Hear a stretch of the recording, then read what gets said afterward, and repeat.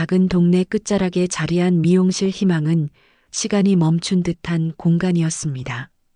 벽에 걸린 달력은 여전히 90년대 감성을 간직하고 있었고, 낡은 라디오에서는 이미자의 동백아가씨가 애절하게 흘러나왔습니다.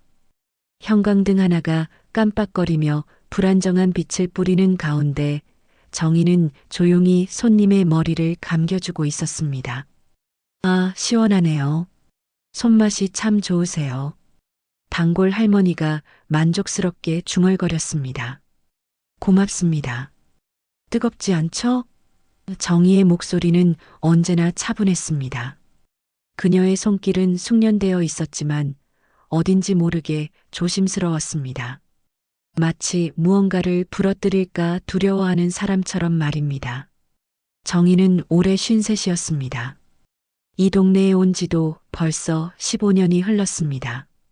처음 이곳에 왔을 때 그녀는 마치 상처 입은 새처럼 보였습니다.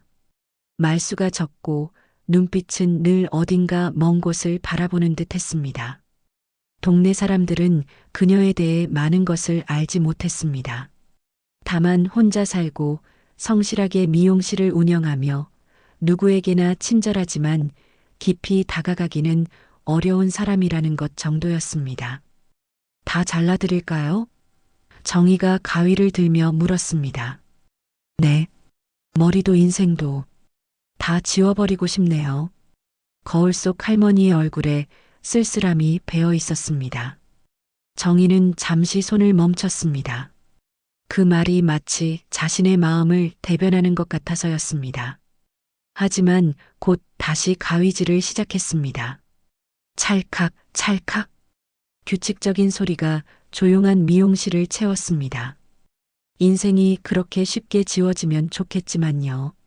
정희가 작게 중얼거렸습니다. 할머니는 거울 속 정희의 얼굴을 유심히 바라봤습니다. 정희 씨도 지우고 싶은 게 있나 보네요. 정희는 대답하지 않았습니다. 대신 더욱 집중해서 머리를 다듬었습니다. 그녀의 손에는 작은 떨림이 있었습니다. 누군가의 관심 어린 시선이 부담스러웠던 것일까요? 미용실 문이 딸랑거리며 열렸습니다. 유태수였습니다. 55살의 그는 구청에서 퇴직한 후 이 동네에서 혼자 살고 있었습니다. 그의 손에는 따뜻한 커피 2잔이 들려 있었습니다. 안녕하세요, 정희 씨. 오늘도 바쁘시네요. 태수의 목소리에는 늘 따뜻함이 묻어 있었습니다. 안녕하세요. 커피는 사양할게요. 손님이 계시니까요. 정희는 정중하지만 선을 긋는 투로 말했습니다. 태수는 아쉬운 표정을 지었지만 억지로 웃었습니다. 아, 그러시군요. 그럼 나중에 시간 되실 때. 미안해요. 오늘은 늦게까지 일해야 해서요. 정희가 단호하게 말했습니다. 태수는 더 이상 말하지 않았습니다. 그저 살짝 고개를 끄덕이고 미용실을 나갔습니다. 문이 닫히자 할머니가 웃으며 말했습니다. 저 총각, 정희 씨 좋아하는 것 같은데요. 좋은 사람 같던데. 그런 마음 없어요. 정희의 목소리가 조금 더 단단해졌습니다. 저는 혼자가 편해요. 할머니는 더 이상 말하지 않았습니다.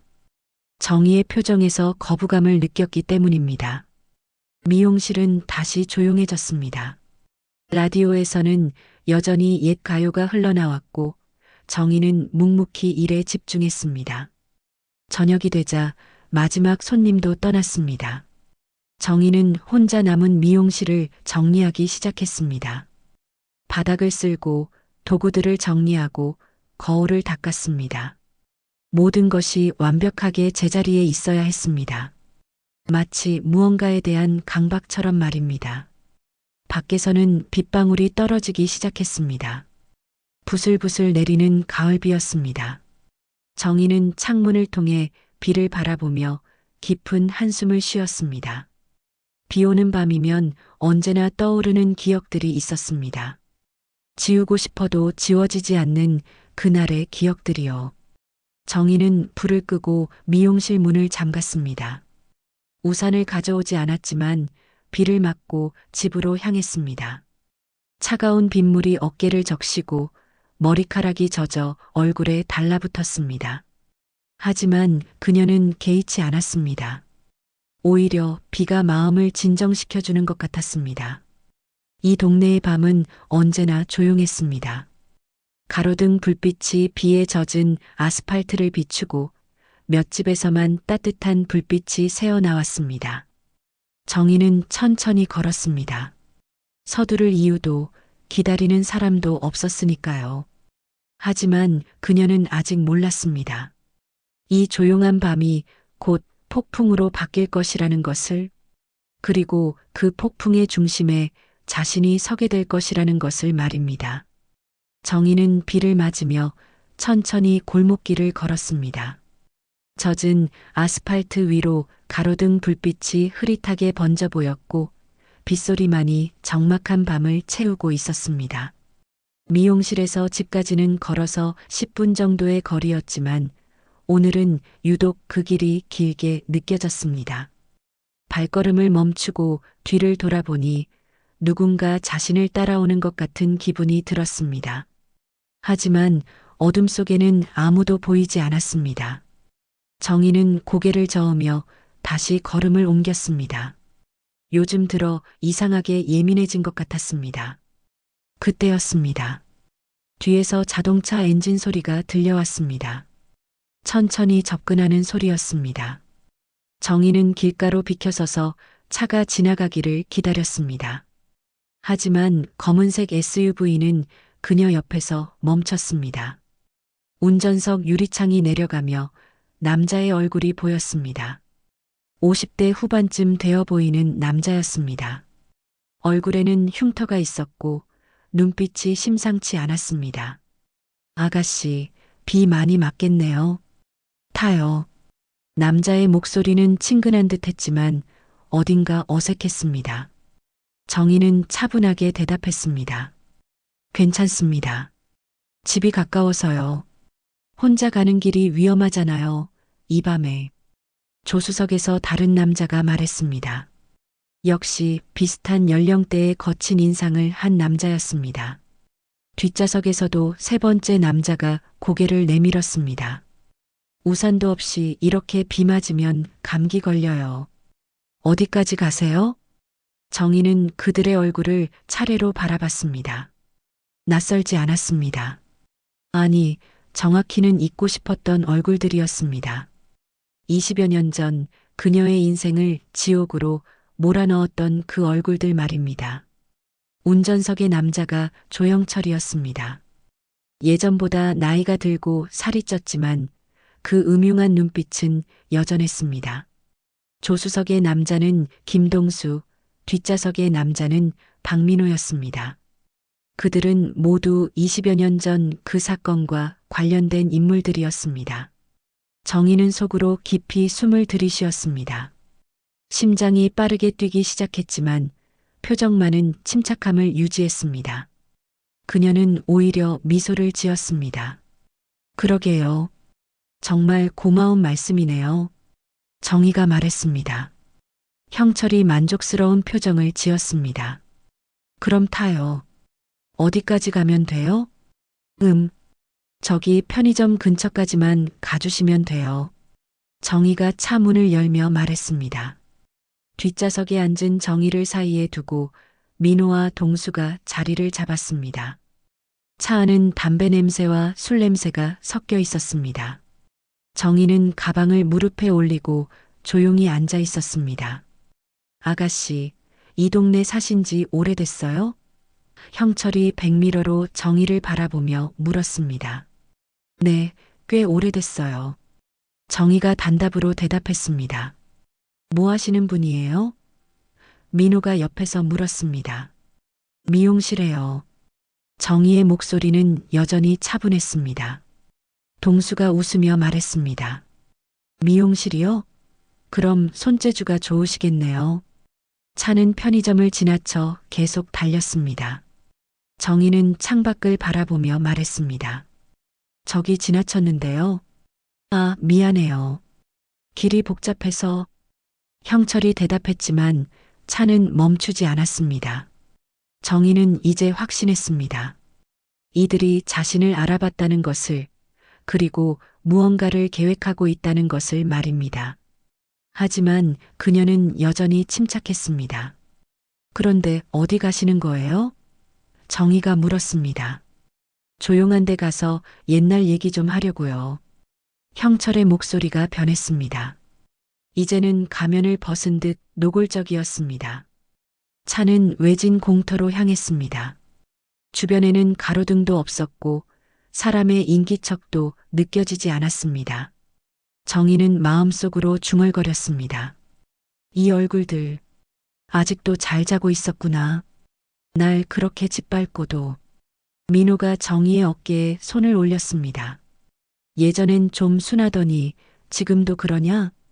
동수도 음흉한 웃음을 지었습니다. 늙어도 몸매는 괜찮네. 정희는 그들의 말을 조용히 들었습니다. 20여 년 전 그날 밤처럼 그들은 여전히 같은 말을 하고 있었습니다. 변한 것은 아무것도 없었습니다. 차가 완전히 멈췄습니다. 형철이 시동을 끄고 뒤를 돌아봤습니다. 자, 이제 옛날 얘기 좀 해볼까요? 형철이 말했습니다. 그 순간 정희의 눈빛이 바뀌었습니다. 20여 년 동안 숨겨왔던 그 눈빛이 되살아났습니다. 미용실의 조용한 아줌마가 아닌 다른 무언가의 눈빛이었습니다. 정희는 천천히 고개를 들었습니다. 그녀의 입가에는 차가운 미소가 번졌습니다. 옛날 얘기요? 정희가 말했습니다. 좋아요. 저도 할 얘기가 많거든요. 차 안에 묘한 정적이 흘렀습니다. 빗소리만이 차창을 두드리고 있었고 세 남자는 뭔가 이상함을 느끼기 시작했습니다. 정희의 분위기가 순식간에 바뀐 것을 느꼈기 때문입니다. 하지만 그들은 아직 몰랐습니다. 자신들이 깨워서는 안 될 것을 깨웠다는 것을, 그리고 이 조용한 밤이 곧 폭풍으로 바뀔 것이라는 것을 말입니다. 차 안의 정적은 길게 이어졌습니다. 빗소리만이 차창을 두드리며 묘한 긴장감을 만들어내고 있었습니다. 형철은 백미러로 정희를 바라보며 비웃듯 말했습니다. 할 얘기가 많다고요? 뭔데 그 얘기가? 민호가 정희의 어깨를 더 세게 눌렀습니다. 20년 전 그때처럼 순하게 굴면 될 텐데 왜 이렇게 나오는 거야? 동수도 끼어들었습니다. 그때 얼마나 예뻤는데. 지금도 나쁘지 않네. 세월이 흘러도 변하지 않는 게 있구나. 정희는 여전히 조용했습니다. 하지만 그녀의 손은 가방 안에서 무언가를 만지고 있었습니다. 작고 차가운 금속 물체였습니다. 20여 년 동안 항상 가지고 다녔던 그것 말입니다. 너희들. 정희가 천천히 입을 열었습니다. 정말 기억 안 나는구나. 뭘 기억하라는 거야? 형철이 시트를 뒤로 젖히며 완전히 뒤를 돌아봤습니다. 정희는 고개를 들어 형철의 눈을 똑바로 바라봤습니다. 그 순간 형철의 표정이 미묘하게 변했습니다.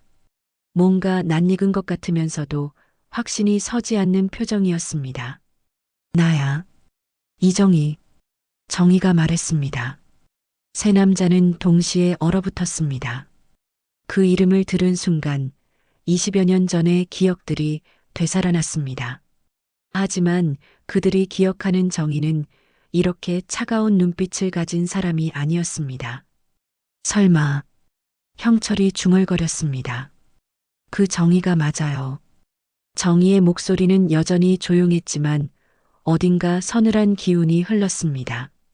707특임단 이정희. 민호가 갑자기 소리쳤습니다. 그럴 리가 없어. 그 여자는 미쳤다고 들었는데. 미쳤다고? 정희가 웃었습니다. 하지만 그 웃음에는 온기가 전혀 없었습니다. 누가 미쳤다고 그랬죠? 동수가 뒷걸음질 치려 했지만 좁은 차 안에서 갈 곳은 없었습니다. 야야, 이거 뭔가 이상한데. 형철이 진정하려고 노력하며 말했습니다. 잠깐 진정해. 우리가 뭘 잘못했다고. 잘못했다고? 정희의 목소리가 한 옥타브 낮아졌습니다. 너희가 뭘 잘못했는지 정말 모르겠어? 그 순간 정희의 손이 번개처럼 움직였습니다. 가방에서 꺼낸 것은 작은 스프레이였습니다. 최루 스프레이였습니다. 순식간에 차 안이 매운 연기로 가득 찼습니다. 으악! 민호가 눈을 감싸주며 비명을 질렀습니다. 동수도 기침을 하며 몸부림쳤습니다. 뭐야 이거? 뭐야? 형철은 재빨리 차 문을 열려고 했지만 정희가 더 빨랐습니다. 그녀는 이미 뒷좌석에서 앞좌석으로 몸을 날렸습니다. 그리고 형철의 목을 뒤에서 조였습니다. 움직이지 마. 정희의 목소리는 이제 완전히 달랐습니다. 미용실의 조용한 아줌마가 아닌 훈련받은 군인의 목소리였습니다. 형철이 몸부림치려 했지만 정희의 팔은 쇠사슬처럼 단단했습니다. 20여 년이 지났지만 몸은 기억하고 있었습니다. 너희가 여길 어디라고 온 줄 알아? 정희가 형철의 귀에 속삭였습니다. 민호가 눈물을 흘리며 차 문을 열고 밖으로 기어 나왔습니다. 동수도 따라서 나갔습니다. 하지만 그들의 다리는 후들거렸고 제대로 서 있기도 힘들었습니다. 정희는 형철을 끌고 차에서 내렸습니다. 비는 여전히 내리고 있었고 공터는 적막했습니다. 아무도 그들을 볼 수 없는 곳이었습니다. 이정희, 정말 정희야? 형철이 떨리는 목소리로 물었습니다. 놀란 것 같네. 정희가 형철을 땅에 밀어 넘어뜨렸습니다. 20년 전에는 내가 놀랐는데 말이야. 민호가 비틀거리며 일어서려 했습니다. 야, 이거 뭔 상황이야? 정희는 가방에서 또 다른 것을 꺼냈습니다. 수갑이었습니다. 작고 단단한 플라스틱 수갑이었습니다. 앉아. 정희가 명령했습니다. 세 남자는 어쩔 수 없이 땅에 주저앉았습니다. 최루 스프레이의 효과가 아직 남아있어서 제대로 저항할 수도 없었습니다. 정희는 차례로 그들의 손목에 수갑을 채웠습니다.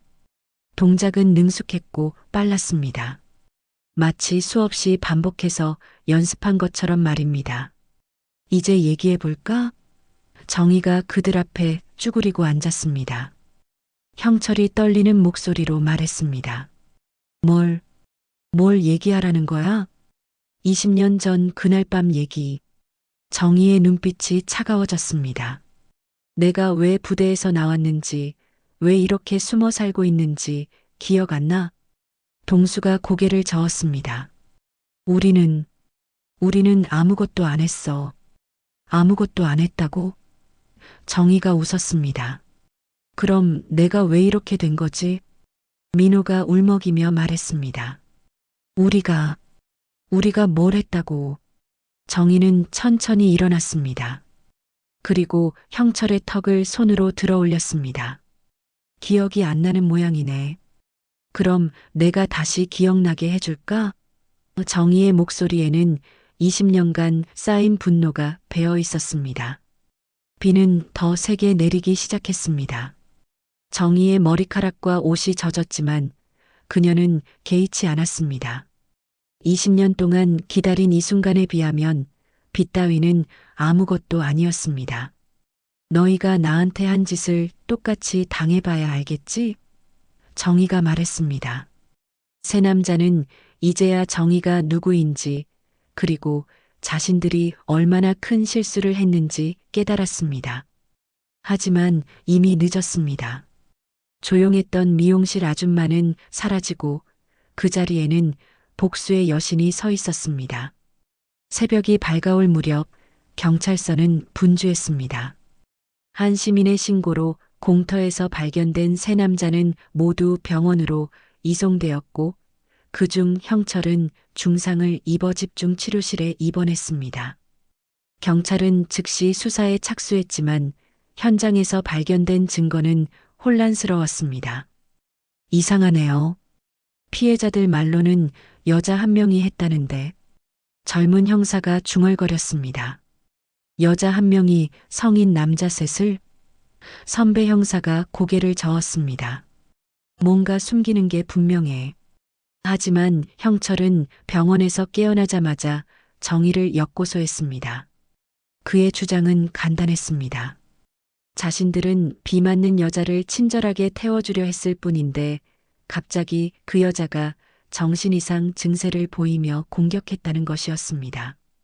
저 여자가 우리를 공격했어요. 정신 이상자예요. 형철은 병상에서 목소리를 높였습니다. 우리는 선의로 도와준 건데 갑자기 발작을 일으키면서 민호와 동수도 같은 주장을 했습니다. 그들은 정의가 아무 이유 없이 자신들을 공격했다고 증언했습니다. 경찰은 혼란스러웠습니다. 증거는 부족했고 진술은 엇갈렸습니다. 언론은 이 사건을 빠르게 보도했습니다. 미용실 운영 중년 여성의 돌발 폭행 사건이라는 제목으로 뉴스가 나갔습니다. 기사에서는 정의를 평소 내성적이던 여성이 갑작스럽게 폭력성을 드러낸 사례로 묘사했습니다. 동네 사람들도 수군거리기 시작했습니다. 평소 조용했던 정의의 이런 모습을 상상할 수 없었기 때문입니다. 정희 씨가 정말 그런 일을? 단골 할머니가 놀라며 말했습니다. 요즘 스트레스 받는 사람들이 갑자기 그런다던데. 다른 주민이 수군거렸습니다. 정희는 자신의 미용실에서 이 모든 소문들을 들어야 했습니다. 손님들은 하나둘 발걸음을 돌렸고 남은 단골들조차 어색한 시선을 보냈습니다. 그녀는 점점 위축되어 갔습니다. 그런 정의를 묵묵히 지켜보는 사람이 있었습니다. 태수였습니다. 그는 여전히 매일 커피를 들고 미용실을 찾았습니다. 정희 씨, 태수가 조심스럽게 말을 꺼냈습니다. 오지 마세요. 정희가 고개를 숙인 채 말했습니다. 저한테 관심 갖지 마세요. 소문 날까봐 걱정돼서요. 저는 소문 같은 거 신경 안 써요. 태수가 단호하게 말했습니다. 정희는 태수를 바라봤습니다. 그의 눈에는 진실함이 있었습니다. 하지만 그녀는 여전히 마음을 열지 않았습니다. 왜 그렇게 해주세요? 저한테 무슨 이득이 있다고? 정희가 물었습니다. 태수는 잠시 망설이다가 입을 열었습니다. 정희 씨, 왜 숨겼어요? 뭐요? 내가 그날 다 봤어요. 태수의 목소리가 조금 떨렸습니다. 정희의 표정이 굳어졌습니다. 뭘 봤다는 거예요? 그날 밤 그 남자들이 당신을 미행하던 거. 태수가 말했습니다. 우연히 늦은 시간에 나왔다가 봤어요. 검은 차가 미용실 앞을 몇 바퀴 돌더니 당신이 나오기를 기다리고 있었어요. 정희는 말문이 막혔습니다. 태수가 그것을 봤다는 사실에 놀랐습니다. 그래서 뒤따라갔어요. 혹시 무슨 일이 생길까봐. 태수가 계속 말했습니다. 하지만 공터까지 가보니 이미 모든 게 끝나 있었고, 그럼 왜 경찰한테 증언하지 않으셨어요? 정희가 물었습니다. 태수는 쓴웃음을 지었습니다. 했어요. 하지만 믿지 않더군요. 오히려 저보고 거짓 증언하지 말라고 하면서. 정희는 태수의 말을 들으며 복잡한 심정이었습니다. 이 세상에서 자신을 믿어주는 사람이 있다는 것이 고마우면서도 동시에 부담스러웠습니다. 정희 씨는 뭔가 숨기고 있어요. 태수가 조심스럽게 말했습니다. 그 남자들과 과거에 무슨 일이 있었죠? 정희는 오랫동안 침묵했습니다. 20년 동안 아무에게도 말하지 않았던 그 이야기를 꺼내는 것이 두려웠습니다. 말하고 싶지 않으면 말하지 마세요. 태수가 다시 말했습니다. 하지만 혼자 견디지는 말아요. 그때 미용실 문이 열리며 경찰이 들어왔습니다. 이정혜 씨 맞으신가요? 경찰관이 물었습니다. 네. 정희가 대답했습니다. 조영철 씨가 정식으로 고발장을 접수했습니다. 폭행 및 상해 혐의로 조사받으셔야 합니다. 정희는 각오하고 있었던 일이었습니다. 하지만 막상 현실이 되니 다리가 후들거렸습니다. 지금 가야 하나요? 정희가 물었습니다. 네. 동행해 주세요. 태수가 나서려 했지만 정희가 고개를 저었습니다. 괜찮아요. 혼자 갈 수 있어요. 정희가 말했습니다.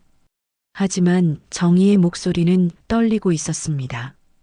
20년 전 그날처럼 다시 아무도 자신을 믿어주지 않을 것이라는 두려움이 밀려왔습니다. 경찰서로 향하는 차 안에서 정희는 창밖을 바라봤습니다. 평범한 일상을 살아가는 사람들이 보였습니다. 그녀도 한때는 그런 평범한 일상을 꿈꿨었습니다. 하지만 이제 그 꿈은 다시 한번 부서지는 것 같았습니다. 이번에도 아무도 믿어주지 않겠지. 정희는 마음속으로 중얼거렸습니다. 이번에도 내가 나쁜 사람이 되는 거야. 하지만 그녀는 아직 몰랐습니다. 태수가 단순히 관심 있는 이웃이 아니라는 것을, 그리고 그가 20년 전부터 그녀의 이야기를 알고 있었다는 것을 말입니다. 경찰서 조사실은 차가웠습니다. 형광등 불빛 아래 앉은 정희의 얼굴은 창백해 보였습니다. 담당 형사는 중년의 남자였는데 그의 표정에서는 이미 선입견이 느껴졌습니다. 이정혜 씨 사건 당일 오후 9시경 조영철 씨 일행과 어떻게 만나게 되었습니까? 형사가 차갑게 물었습니다. 그들이 차를 세우고 태워주겠다고 했어요. 정희가 조용히 대답했습니다. 그런데 왜 갑자기 폭력을 사용했습니까? 정희는 잠시 망설였습니다. 진실을 말해야 할지 아니면 그냥 넘어가야 할지 고민되었습니다. 그들이 저를 아는 사람들이었어요. 아는 사람들이라고요? 형사가 눈살을 찌푸렸습니다. 그럼 왜 처음에는 모르는 사람이라고 했습니까? 과거에 좋지 않은 일이 있었거든요. 형사는 서류를 뒤적이며 말했습니다. 조영철 씨 측에서는 당신이 정신적인 문제가 있다고 주장하고 있습니다. 과거 정신과 치료 기록이 있나요? 정희의 얼굴이 굳어졌습니다. 정신과 치료요? 네. 그리고 당신의 과거 경력에 대해서도 조사가 필요할 것 같은데요. 형사가 컴퓨터를 두드리며 말했습니다. 정희는 심장이 빠르게 뛰는 것을 느꼈습니다. 자신의 과거가 드러나는 것이 두려웠습니다. 이정희, 707특임단 출신이네요. 형사가 화면을 보며 중얼거렸습니다. 정희는 고개를 떨구었습니다. 결국 숨길 수 없는 순간이 온 것입니다. 저녁 사유가 부적응 및 정신적 불안정? 형사가 놀란 표정으로 정희를 바라봤습니다. 그건 정희가 입을 열려 했지만 형사가 먼저 말했습니다. 특수부대 출신이라면 충분히 가능한 일이겠네요. 그 정도 실력이면. 형사의 어조가 차가워졌습니다. 하지만 민간인을 상대로 그런 폭력을 사용하는 건 명백한 범죄입니다. 정희는 무너져 내렸습니다. 20년 전과 똑같았습니다. 아무도 그녀의 말을 들으려 하지 않았습니다. 그들이 저한테 한 일을 알고 싶지 않으세요? 정희가 떨리는 목소리로 물었습니다. 무슨 일이요? 20년 전 그들이 저를. 정희는 말을 잇지 못했습니다. 형사는 시계를 보며 한숨을 쉬었습니다. 구체적인 증거 없이는 과거 일을 운운할 수 없습니다. 현재 사건에 집중합시다. 그때 조사실 문이 열리며 다른 형사가 들어왔습니다. 과장님, 조영철 측 변호사가 왔습니다. 추가 고발장을 접수하겠다고 하네요. 추가 고발장이요? 담당 형사가 물었습니다. 네. 협박과 스토킹 혐의를 추가로 고발하겠다고 합니다. 정희는 어이가 없었습니다. 스토킹이요? 제가 언제? 조영철 씨 주장으로는 최근 몇 주간 자신을 지켜보는 시선을 느꼈다고 합니다. 형사가 서류를 읽으며 말했습니다. 정희는 분노가 치밀어 올랐습니다. 말이 안 돼요. 제가 그 사람을 왜 스토킹해요? 그게 바로 문제입니다. 형사가 정희를 똑바로 바라봤습니다. 과거에 무슨 일이 있었기에 20년 후에 이런 일이 벌어진 겁니까? 정희는 더 이상 참을 수 없었습니다. 좋아요. 말해드릴게요. 정희가 떨리는 목소리로 말했습니다. 20년 전 저는 707특임단에서 복무하고 있었어요. 그리고 그들은 정희는 20년 동안 숨겨왔던 이야기를 꺼내기 시작했습니다. 부대 내에서 일어난 성폭행 사건, 은폐 시도, 그리고 민간 용역업체와의 연결고리까지 모든 것을 털어놨습니다. 형사들은 점점 심각한 표정이 되었습니다. 그런 중대한 사건이 은폐되었다는 말씀이신가요? 형사가 물었습니다. 네. 가해자들은 모두 무혐의 처분을 받았고 저만 정신적 문제가 있다는 이유로 전역당했어요. 증거는 있습니까? 정희는 고개를 저었습니다. 모든 자료가 폐기되었거나 은폐되었어요. 저도 그때는 어린 나이였고 형사는 복잡한 표정을 지었습니다. 하지만 그것과 현재 사건은 별개입니다. 과거에 무슨 일이 있었든 폭력을 사용한 것은 내가 미친 여자라고 정희가 갑자기 소리쳤습니다. 너희가 그날 내 인생을 죽였어. 그런데 왜 내가 미쳐야 하지? 조사실이 조용해졌습니다. 정희의 절규가 벽에 메아리 쳤습니다. 이정혜 씨, 진정하세요. 형사가 말했습니다. 정희는 얼굴을 두 손으로 감쌌습니다. 20년 동안 쌓인 분노와 절망이 한꺼번에 쏟아져 나왔습니다. 아무도 저를 믿어주지 않는군요. 정희가 흐느끼며 말했습니다. 그때 조사실 문이 다시 열렸습니다. 태수였습니다. 그의 손에는 두꺼운 봉투가 들려 있었습니다. 실례합니다. 이정혜 씨 변호인입니다. 태수가 말했습니다. 변호인이요? 형사가 의아해했습니다. 정희도 놀란 표정으로 태수를 바라봤습니다. 저는 변호사 선임한 적 없는데요. 정희가 말했습니다. 태수는 정희에게 조용히 서류 봉투를 건넸습니다. 이것 좀 보세요. 태수가 말했습니다. 정희는 떨리는 손으로 봉투를 열었습니다. 안에는 낡은 서류들이 들어 있었습니다. 첫 페이지를 보는 순간 정희는 숨이 멎는 것 같았습니다. 707특임단 내부 성폭력 사건 관련 기무사 조사 보고서. 이게 뭐예요? 정희가 떨리는 목소리로 물었습니다. 태수는 조용히 미소 지었습니다. 정희는 느리지만 절대 사라지지 않더군요. 형사들도 서류를 보기 시작했습니다. 그들의 표정이 점점 진지해졌습니다. 이 서류가 진짜라면 형사가 중얼거렸습니다. 정희는 태수를 바라봤습니다. 어떻게 이런 걸 가지고 계세요? 그건 나중에 설명드릴게요. 태수가 말했습니다. 지금은 이것부터 정리합시다. 정희는 마침내 깨달았습니다. 이제 끝내야 할 때가 왔다는 것을. 더 이상 침묵하지 않기로 했습니다. 경찰서 조사실의 분위기가 완전히 바뀌었습니다. 태수가 가져온 서류들을 검토하던 형사들의 표정은 점점 심각해졌습니다. 20년 전 707특임단 내부에서 일어난 성폭력 사건의 실체가 드러나고 있었기 때문입니다. 이 서류들이 정말 기무사 내부 문서입니까? 담당 형사가 태수에게 물었습니다. 네, 모두 원본입니다. 태수가 차분하게 대답했습니다. 당시 조사 담당관이었던 김대령의 개인 기록과 녹취록도 포함되어 있습니다. 정희는 서류를 넘기며 읽고 있었습니다. 20년 동안 자신이 미쳤다고 여겨졌던 그 기억들이 모두 사실이었다는 증거들이 눈앞에 펼쳐져 있었습니다. 여기 보세요. 정희가 떨리는 손가락으로 한 페이지를 가리켰습니다. 조영철, 김동수, 박민호. 모두 여기 나와 있어요. 서류에는 세 사람이 민간 용역업체 직원으로 부대 내에 출입했다는 기록이 명시되어 있었습니다. 그리고 사건 발생 후 증거인멸에 가담했다는 내용도 포함되어 있었습니다. 태수 씨, 정희가 조심스럽게 물었습니다. 어떻게 이런 자료를 가지고 계신 거예요? 태수는 잠시 망설이다가 입을 열었습니다.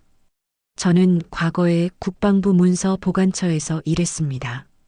기밀 문서 관리 업무를 담당했었죠. 태수가 말했습니다. 그때 우연히 이 사건을 알게 되었어요. 우연히요? 당시 저희 부서로 특별 지시가 내려왔거든요. 707특임단 관련 모든 문서를 폐기하라는 지시였어요. 태수의 목소리에 분노가 섞여 있었습니다. 하지만 저는 그 지시가 이상했어요. 왜 갑자기 모든 자료를 없애라는 건지. 형사가 끼어들었습니다. 그래서 몰래 복사해 둔 겁니까? 네. 언젠가는 진실이 밝혀져야 한다고 생각했어요. 태수가 정의를 바라봤습니다. 특히 피해자가 살아있다면 말이죠. 정의는 태수를 새로운 시선으로 바라봤습니다. 그럼 처음부터 저를 알고 계셨던 건가요? 정확히는 이정이라는 이름과 사건 내용은 알고 있었어요. 하지만 이 동네 미용실 정희 씨가 그 이정희인지는 확신하지 못했어요. 태수가 솔직하게 말했습니다. 최근에야 확신하게 되었죠. 언제요? 그날 밤 당신이 그 남자들과 만난 후부터요.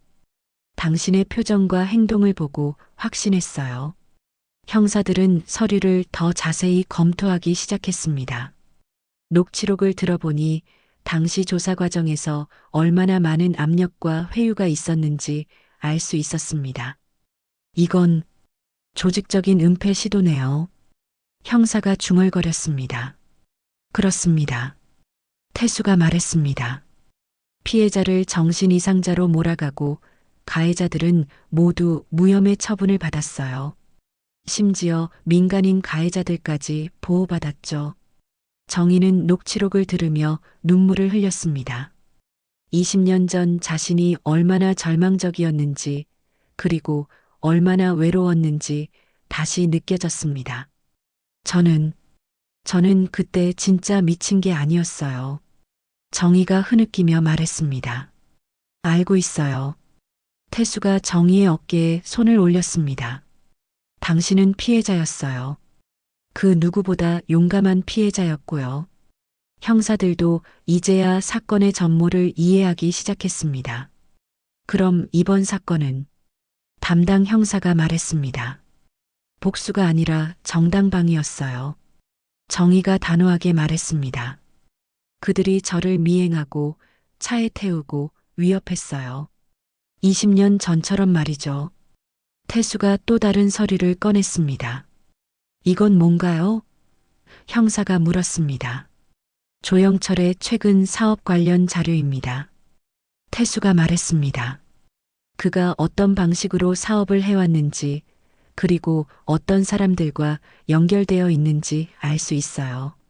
서류에는 조영철이 지역 유지로 행세하면서도 뒤로는 각종 불법 행위에 관여했다는 증거들이 담겨 있었습니다.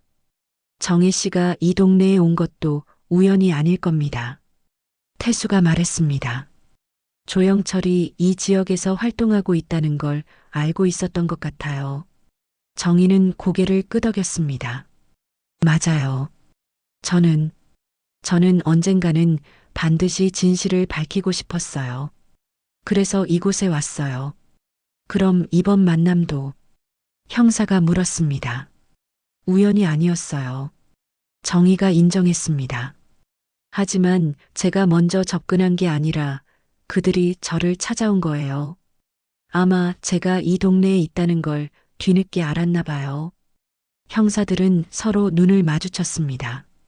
사건의 성격이 완전히 바뀐 것입니다. 이제 어떻게 하실 건가요?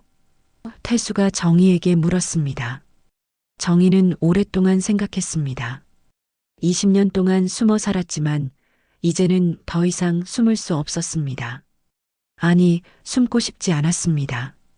기자회견을 하겠어요. 정희가 결심에 찬 목소리로 말했습니다. 기자회견이요? 형사가 놀랐습니다. 네.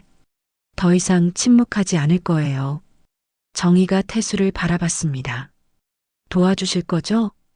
태수는 확신에 찬 표정으로 고개를 끄덕였습니다. 물론입니다. 이제 진실을 말할 때가 왔어요. 정희는 처음으로 마음이 가벼워지는 것을 느꼈습니다. 20년 동안 짊어지고 살았던 무거운 짐을 이제 내려놓을 수 있을 것 같았습니다. 조영철과 그 일당들이 법의 심판을 받게 하겠어요. 정희가 말했습니다. 그리고 20년 전 그 사건의 진실도 모두 밝혀내겠어요. 태수는 정희의 각오를 보며 미소 지었습니다. 조용했던 미용실 아줌마가 아닌 진짜 이정희의 모습이 되살아나고 있었습니다. 밖에서는 여전히 비가 내리고 있었지만 정희의 마음은 이제 맑아지고 있었습니다. 긴 터널의 끝에서 드디어 빛이 보이기 시작했습니다. 시청 대회의실은 기자들로 가득 찼습니다. 20년 전 은폐된 707특임단 성폭력 사건의 피해자가 직접 나서서 진실을 밝히겠다는 소식이 언론계에 큰 파장을 일으켰기 때문입니다. 카메라 플래시가 터지고 기자들은 저마다 좋은 자리를 차지하려고 분주했습니다. 정희는 대기실에서 거울을 바라봤습니다. 평소처럼 단정하게 머리를 빗고 검은색 정장을 입었습니다. 하지만 그녀의 눈빛은 달랐습니다. 20년 동안 숨겨왔던 군인의 눈빛이 되살아나고 있었습니다. 긴장되세요? 태수가 옆에서 물었습니다. 아니요. 정희가 차분하게 대답했습니다. 오히려 시원해요. 드디어 말할 수 있게 됐으니까요. 태수는 정희의 변화된 모습을 신기하게 바라봤습니다. 조용했던 미용실 아줌마에게서는 느낄 수 없었던 강인함이 온몸에서 뿜어져 나오고 있었습니다. 시간입니다. 진행 요원이 들어와서 말했습니다. 정희는 깊이 숨을 들이쉬고 대회의실로 향했습니다. 수십 대의 카메라가 그녀를 향했고 기자들의 수군거림이 들렸습니다. 저 사람이 그 미용실 아줌마야? 생각보다 당당해 보이는데? 정희는 연단에 올라서서 마이크 앞에 섰습니다. 잠시 조용해진 회의실을 둘러본 후 침착한 목소리로 말을 시작했습니다. 안녕하십니까? 저는 이정희입니다. 정희의 목소리는 떨리지 않았습니다. 오늘 이 자리에 선 것은 20년 동안 숨겨졌던 진실을 말씀드리기 위해서입니다. 기자들이 일제히 펜을 들었습니다. 저는 2003년부터 2005년까지 대한민국 육군 707특임단에서 복무했습니다. 정희가 계속 말했습니다. 그리고 2005년 봄 부대 내에서 민간 용역업체 직원들에 의한 성폭력 사건의 피해자가 되었습니다. 회의실이 조용해졌습니다. 기자들도 숨을 죽이며 정희의 말을 들었습니다. 가해자들은 조영철, 김동수, 박민호였습니다. 이들은 부대와 계약을 맺은 민간 용역업체 직원이었습니다. 정희의 목소리에 힘이 들어갔습니다. 하지만 사건 신고 후 저는 정신적 문제가 있다는 이유로 전역 처분을 받았고 가해자들은 모두 무혐의 처분을 받았습니다. 한 기자가 손을 들었습니다. 그 사건이 은폐되었다는 확실한 증거가 있습니까? 태수가 서류 뭉치를 들고 연단으로 나왔습니다. 여기 당시 기무사 조사 기록과 녹취록이 있습니다. 정희가 서류를 들어보였습니다. 모든 조사 과정에서 압력과 회유가 있었다는 증거들입니다. 다른 기자가 질문했습니다. 그럼 최근에 일어난 폭행 사건은 어떻게 설명하시겠습니까? 정희의 눈빛이 더욱 차갑게 변했습니다. 비 오는 밤 3명의 남자가 저를 태우려 했습니다.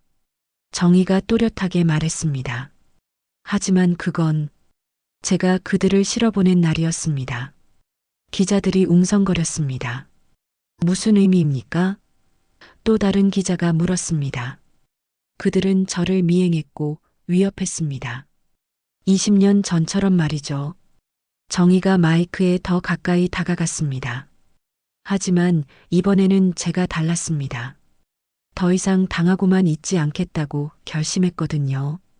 정의는 잠시 멈춰서 기자들을 둘러봤습니다. 저는 707특임단에서 대테러 작전과 특수 임무를 수행했습니다. 제가 배운 것은 나라를 지키는 기술이었지, 무고한 사람을 해치는 기술이 아니었습니다. 정의의 목소리에 자부심이 묻어났습니다. 한 기자가 날카로운 질문을 했습니다.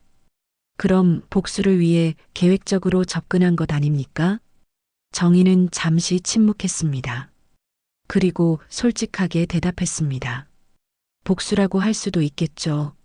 하지만 저는 그것을 정의라고 부르고 싶습니다. 정의가 단호하게 말했습니다. 20년 동안 잘못된 것이 잘못된 것으로 인정받지 못했어요. 피해자가 가해자 취급을 받았고 진짜 가해자들은 떵떵거리며 살아왔어요. 기자들이 더욱 집중해서 들었습니다. 저는 20년 동안 조용한 미용실에서 머리를 깎아드리며 살았습니다. 하지만 그들은 지역 유지 행세를 하며 또 다른 피해자들을 만들어 왔어요. 정의의 목소리가 높아졌습니다. 이제 그만해야죠. 누군가는 이들을 멈춰야 해요. 태수가 추가 자료를 꺼냈습니다. 여기에는 조영철이 최근까지 저질러온 각종 불법 행위에 대한 증거들도 있습니다. 태수가 말했습니다. 정의는 다시 마이크 앞에 섰습니다. 저는 오늘부터 더 이상 숨지 않겠습니다. 저와 같은 피해자들이 목소리를 낼 수 있도록 도울 것입니다. 정의가 선언했습니다. 기자회견이 끝난 후 정의는 홀가분한 기분이었습니다. 20년 동안 가슴에 묻어두었던 말들을 모두 쏟아낸 것 같았습니다. 어떠세요? 태수가 물었습니다. 시원해요. 정의가 미소를 지었습니다. 정말 시원해요. 그날 저녁 뉴스는 정의의 기자회견으로 시작됐습니다.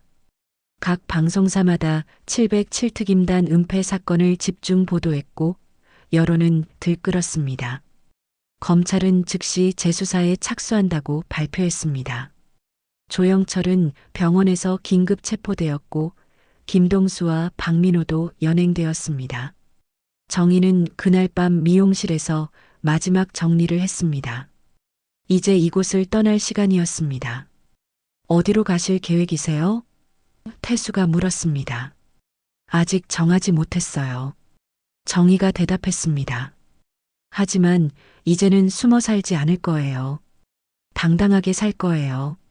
태수는 정의의 변화된 모습을 보며 감탄했습니다. 진짜 이정의가 되살아난 것입니다.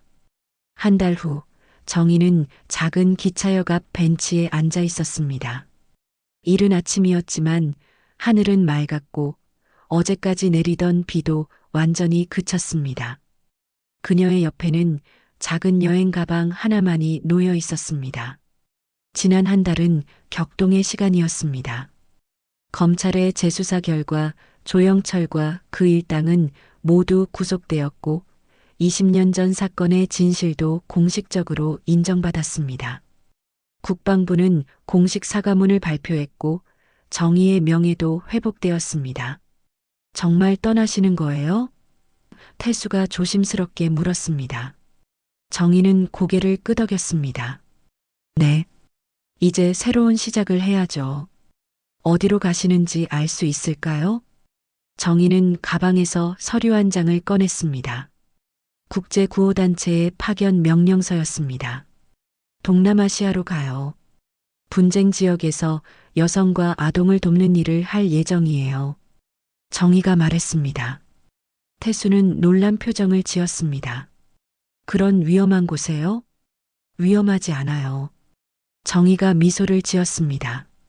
제가 누군지 잊으셨어요? 707특임대 출신이에요. 정의의 눈빛에는 이제 두려움이 없었습니다. 20년 동안 숨어 지냈던 그 눈빛이 아니라 자신감에 찬 전사의 눈빛이었습니다. 그동안 저는 제 자신을 위해서만 살았어요. 정희가 계속 말했습니다. 아니, 정확히는 살아가는 것조차 포기하고 그저 숨어 있기만 했죠. 태수는 정희의 말을 조용히 들었습니다. 하지만 이제는 다른 사람들을 위해 살고 싶어요. 저처럼 억울한 일을 당한 사람들, 도움이 필요한 사람들을 위해서요. 정희의 목소리에 확신이 들어 있었습니다. 언젠가는 돌아오시겠죠? 태수가 아쉬운 표정으로 물었습니다. 정희는 잠시 생각했습니다. 글쎄요. 돌아온다면 전혀 다른 사람이 되어 있을 거예요. 어떻게 다른 사람이요? 더 강해진 사람이요. 정희가 확신에 찬 목소리로 말했습니다. 더 이상 과거에 얽매이지 않는 진짜 살아있는 사람이요. 기차가 들어오는 소리가 들렸습니다. 정희는 가방을 들고 일어났습니다. 태수 씨. 정희가 태수를 바라봤습니다. 네. 정말 고마웠어요. 태수 씨가 아니었다면 저는 평생 숨어서만 살았을 거예요. 태수는 쓸쓸한 표정을 지었습니다. 저야말로 고마웠어요. 정희 씨 덕분에 제가 오랫동안 간직하고 있던 자료들이 빛을 볼 수 있었으니까요. 정희는 태수에게 다가가서 악수를 청했습니다. 건강하세요.